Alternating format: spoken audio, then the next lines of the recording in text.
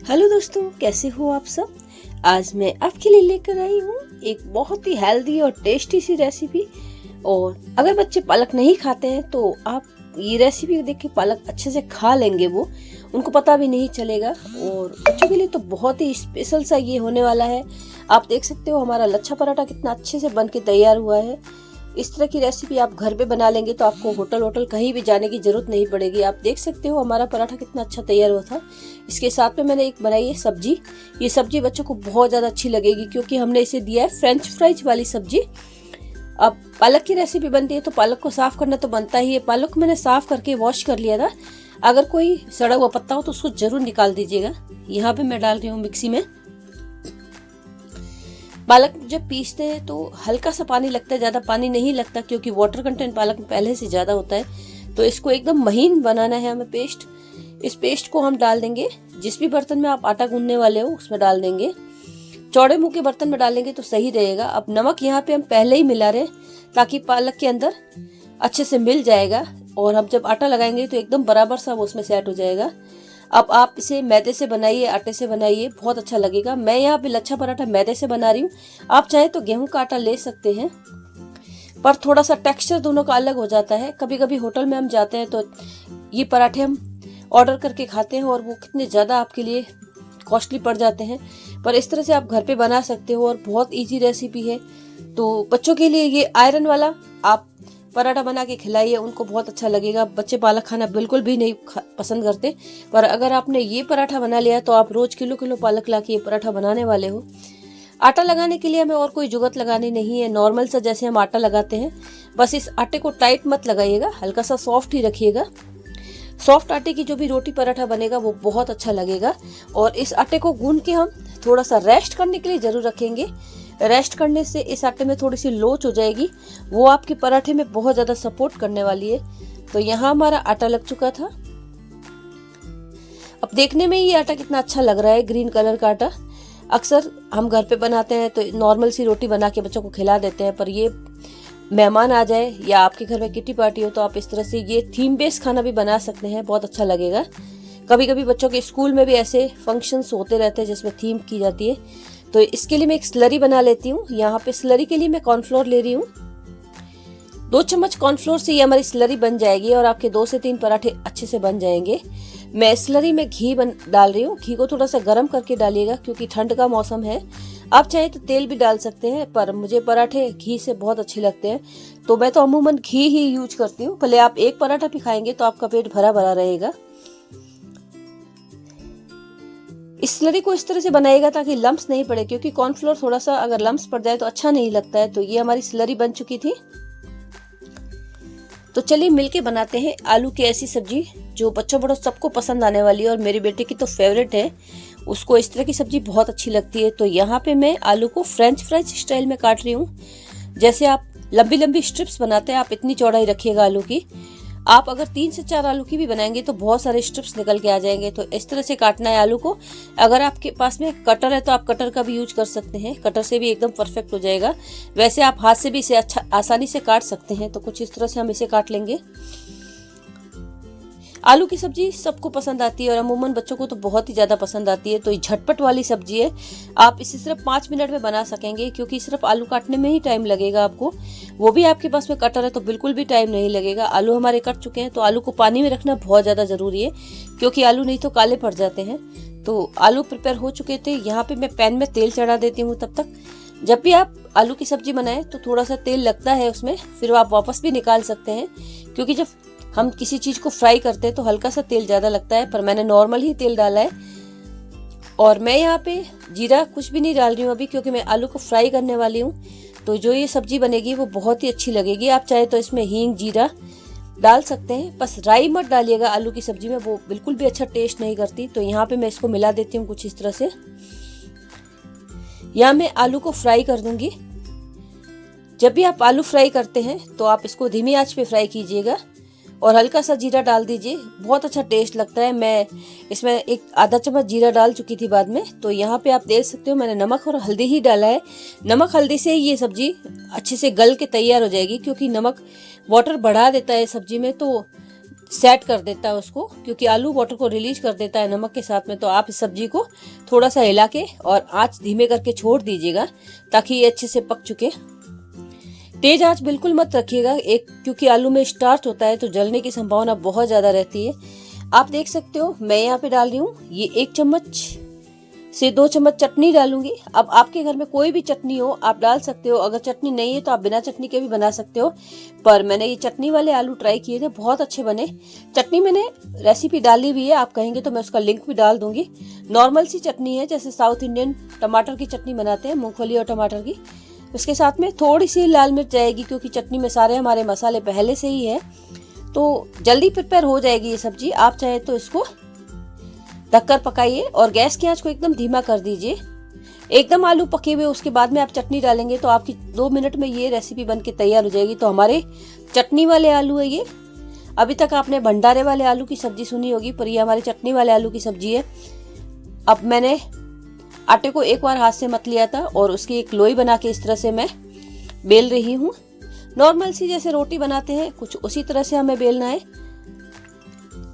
मैदे में लोच बहुत अच्छी हो गई। अब आपका आटा बिल्कुल भी वापस नहीं आएगा, ध्यान रखिए, नहीं तो आप मैदा इस तरह से करते हैं तो वापस आ जाता है। जो स्लरी हमने बना के रखी थी उसको फैला देते हैं कुछ इस तरह से फैलाइए कि सारी रोटी आपकी कवर हो जाए, तो बहुत अच्छा इसमें टेक्सचर आएगा।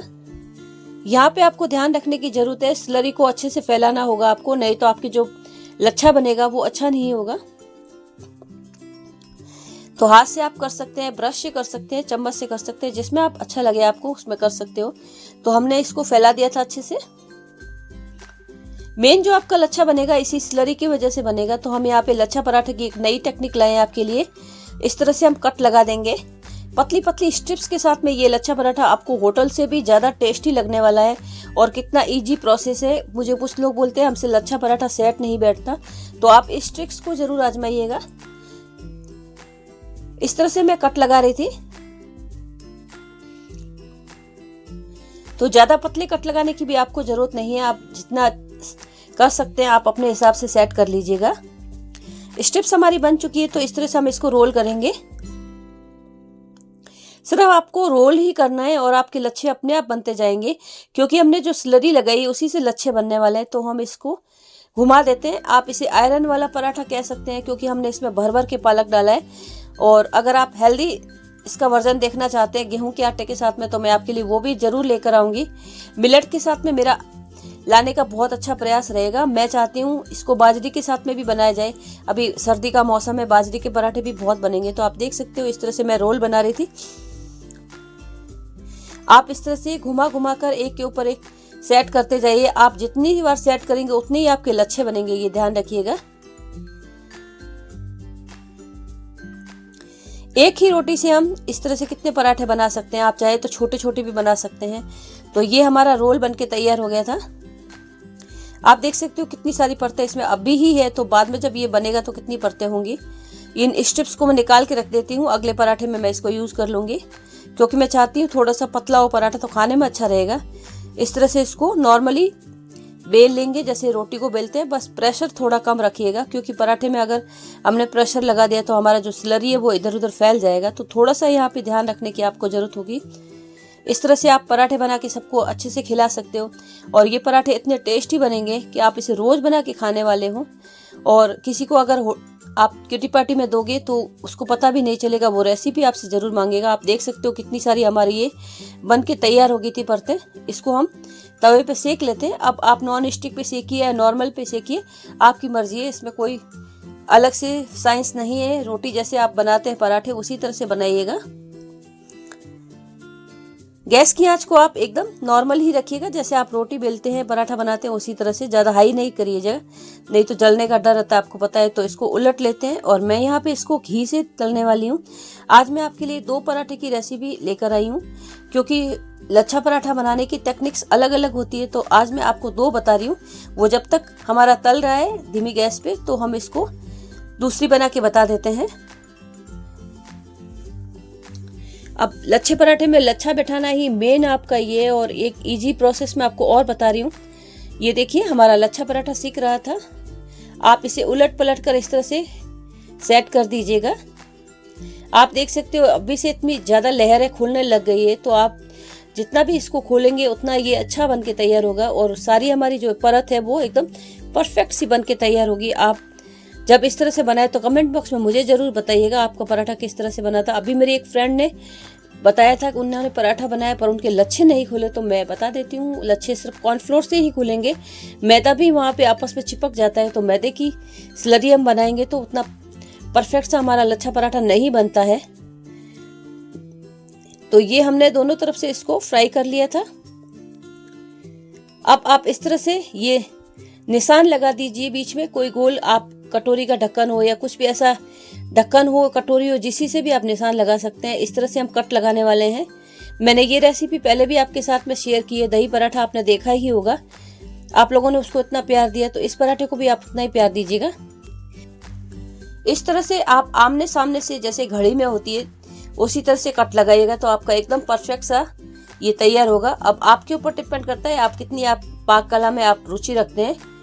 तो ये देखिए कुछ इस तरह से हमारे एकदम परफेक्ट से कट लग के तैयार हो गए थे और हमारा ये पराठा भी तैयार हो चुका है। आप देख सकते हो कितना अच्छा से इसका कलर निकल के आया है।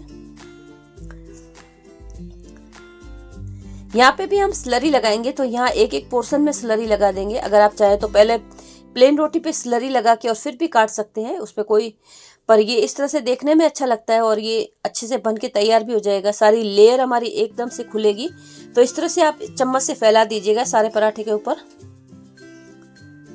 अभी ठंड है तो स्लरी थोड़ी सी जमने लगती है, अगर आप इसको ताज़ा रखना चाहते हैं तो आप थोड़ी देर तवे पे रख दीजिएगा, जैसे ही घी गर्म होगा आपकी वापस से सेट हो जाएगी वो स्लरी। तो कुछ इस तरह से इसकी भी परतें रखेंगे, इसमें हम एक छोड़ के एक परतें लगाएंगे तो ज़्यादा अच्छा रहेगा। इससे हमारा जो बाइंडिंग है पराठे की वो अच्छी रहेगी और शेप भी बहुत अच्छा आएगा, क्योंकि ये गोल कर देता है पराठे को। तो यहाँ आप देख सकते हो मैंने एक एक छोड़ के ही इसकी लेयर सेट की है। थोड़ा बहुत ये चिपका रह जाता है तो आप उसको हाथ से निकाल सकते हैं इस तरह से। तो देखिए आपकी फिर से ये राउंड वाली शेप आ गई। आप बस इसको बेल लीजिए और आपका पराठा तैयार हो जाएगा। तो आप देख सकते हो कितनी अच्छी हमारी पंखे जैसी शेप आई है और ये पराठा भी उतना ही अच्छा बनेगा, इसमें भी उतनी ही लेयर खुलेगी, आप देखिएगा। अब अगली रेसिपी आप कौन सी चाहते हैं और आप कहाँ से ये रेसिपी देख रहे हैं ये जरूर बताइएगा। और अच्छा लगे तो मुझे सब्सक्राइब कीजिए, मेरा बेल आइकन प्रेस कीजिए ताकि मेरे चैनल का नोटिफिकेशन आपके पास आ सके और मैं कोई भी रेसिपी डालूं तो आपको वो मिल सके। तो यहाँ पे आप देख सकते हो इसको भी वैसे ही सेकेंगे हम। अब ग्रीन कलर का पराठा बच्चे मांग मांग के खाने वाले हैं, क्योंकि अमूमन हम बच्चों को खिलाने के लिए कितने ज़्यादा प्रयास करते हैं और वो बिल्कुल भी खाना नहीं चाहते, पर छोटे बच्चों के लिए तो ये बहुत ही अच्छी रेसिपी है। मेरा खुद का भी मानना है। मेरा बेटा जब छोटा था और बेटी छोटी थी तो मैं उसको इसी तरह से अलग अलग रेसिपीज़ बना के खिलाया करती थी, वो बहुत ज़्यादा खुश हो जाते थे। तो बच्चों के लिए आप थोड़ा सा प्रयास करेंगे तो उनको बहुत अच्छा लगेगा। पराठा हमारा बन चुका है, आप देख सकते हो। अब इस तरह से ये पराठा बनेगा और इतना लच्छा होगा तो कितना अच्छा लगने वाला है खाने में, और ये उतना ही क्रंची भी है। आप देख सकते हो इसकी एक एक परत खुल गई है, तो ये खाने में कितना टेस्टी और क्रंची सा पराठा हमारा बन के तैयार हुआ है। तो आप कब बनाने वाले हो ये भी बताइएगा। और ये रेसिपी इतनी अच्छी है कि अब जब कभी आप मेहमानों को बुलाते हो तो इस तरह से पराठा बना के खिलाइए, तो बहुत अच्छा बनने वाला है ये पराठा, और आप बना के जरूर देखिएगा। आपको ये पराठा कैसा लगा कमेंट बॉक्स में जरूर बताइएगा। तो दूसरा वाला भी मैं आपको बता देती हूँ, उतनी ही परतें इसमें खुली है, बस इसको बनाने का प्रोसेस थोड़ा अलग है और सारी परतें आपको एक तरह से खुल जाएगी। मैं बता देती हूँ आपको, एक एक परत इसकी सारी खुल चुकी है। आप किस तरह से पराठे बनाते हैं ये भी मुझे बताइएगा। एक कट लगा के इसका एक और होता है। तो हमारी थाली सज चुकी है हमारी मिर्च के साथ में और चटनी वाली आलू और हमारी ये लच्छा पराठा के साथ में। तो थैंक यू फॉर वॉचिंग। फिर मिलूंगी आपसे एक हेल्दी और टेस्टी रेसिपी के साथ में। तब तक एंजॉय कीजिए इस पराठे को, सब्जी को और हमारी मिर्च वाली रेसिपी को, जिसको आपने सबने पसंद किया है बहुत। Thank you for watching. फिर मिलती हूँ एक नई हेल्दी और टेस्टी रेसिपी के साथ में।